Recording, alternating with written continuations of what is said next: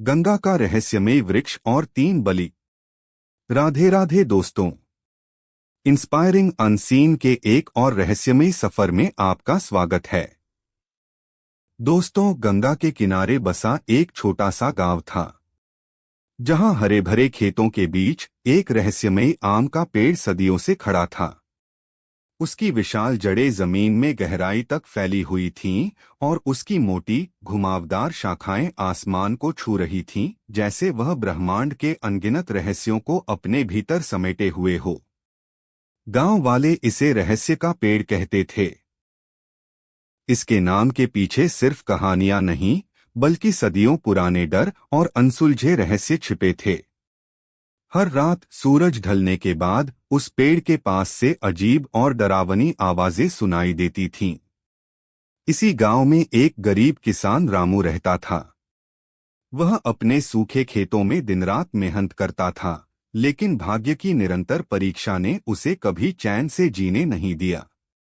रामू का एक दोस्त था विजय, जो हमेशा जल्दी अमीर बनने के सपने देखता था। वह हमेशा आसान रास्तों की तलाश में रहता था, भले ही उसके लिए दूसरों को नुकसान पहुंचाना पड़े। उसी गांव में राकेश भी था, एक लालची और क्रूर व्यापारी, जिसका सूदखोरी का धंधा पूरे गांव में फैला हुआ था। और फिर एक थी बुजुर्ग रहस्यमयी औरत सरस्वती। लोग उसे डायन भी कहते थे और कुछ उसे पुरानी कहानियों का जीवित संग्रह मानते थे। एक सुबह जब रामू अपने खेत में निराश बैठा था, तो राकेश अपने लठैतों के साथ वहां आया और कहने लगा, रामू, कब तक इस बंजर जमीन को सींचेगा? तेरे हाथ की लकीरें भी सूख गई हैं। इसे मुझे बेच दे, मैं तुझे तेरी औकात से ज्यादा पैसे दे दूंगा। रामू ने स्वाभिमान से जवाब दिया, राकेश भाई, यह जमीन मेरे बाप दादा की निशानी है। यह सिर्फ मिट्टी नहीं, मेरा वजूद है। मैं इसे आखिरी सांस तक नहीं बेचूंगा। उस शाम रामू अपने दोस्त विजय से मिलने गया। विजय की आंखों में एक अजीब चमक थी। उसने फुसफुसाते हुए कहा, रामू, मैंने सुना है उस रहस्यमयी पेड़ के नीचे एक पुराना खजाना छिपा है। मुझे एक पुराना नक्शा मिला है। अगर हम उसे ढूंढ लें तो सारी गरीबी खत्म। हम राजाओं की तरह रहेंगे। रामू को विजय की बातों में चालाकी दिखी, लेकिन उसकी उत्सुकता ने उसे सरस्वती के पास जाने पर मजबूर कर दिया। सरस्वती का घर गांव के बाहरी छोर पर था, जहां चारों ओर सूखी जड़ी बूटियों की गंध फैली थी। सरस्वती ने अपनी प्राचीन किताब खोली और गंभीर स्वर में कहा, विजय, रामू, खजाना उसे ही प्राप्त हो सकता है जो दिल से सच्चा हो।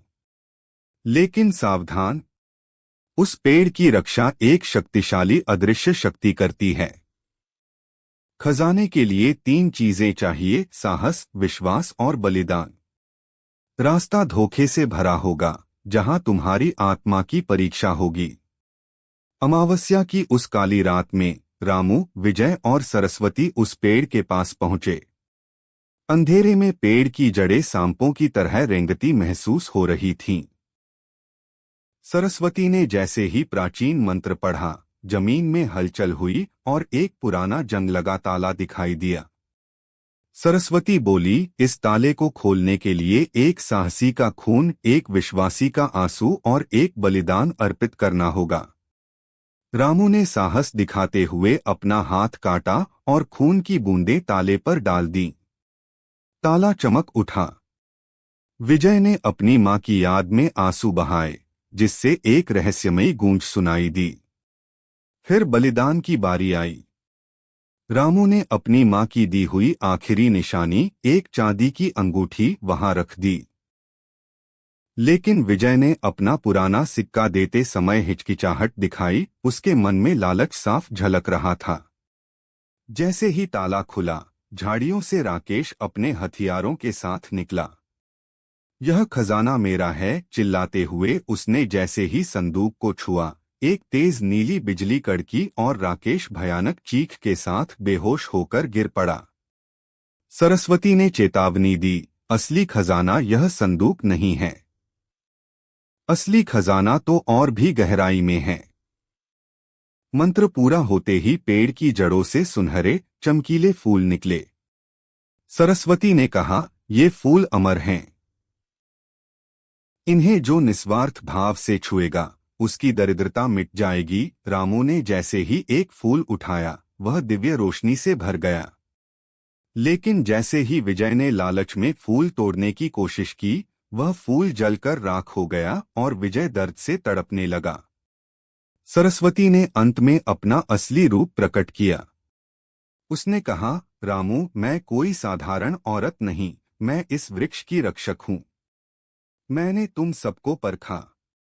विजय का लालच और राकेश की क्रूरता उनका अंत बनी, लेकिन तुम्हारी सच्चाई और दया ने तुम्हें इस प्रकृति का उत्तराधिकारी बना दिया।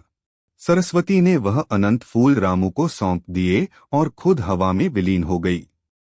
रामू समझ गया कि इंसान की असली दौलत सोना चांदी नहीं, बल्कि उसका पवित्र चरित्र और ईमानदारी है।